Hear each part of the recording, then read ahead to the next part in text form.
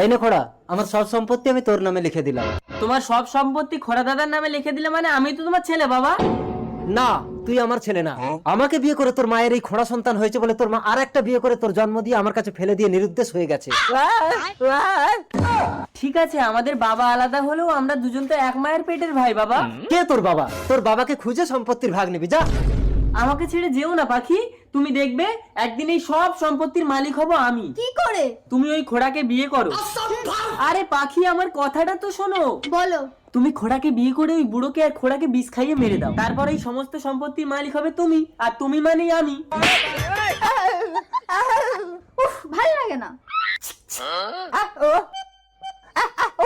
বৌমা কোথায় গেল খোড়া? তুই তো আমার এই বিশাল সম্পত্তি সামলাতে পারবি না, তাই আমার সমস্ত সম্পত্তি আমি বৌমার নামে লিখে দিয়েছি। এই নে, বৌমা আসলে এই দলিলটা দিয়ে দিবি। বাহ পাখি।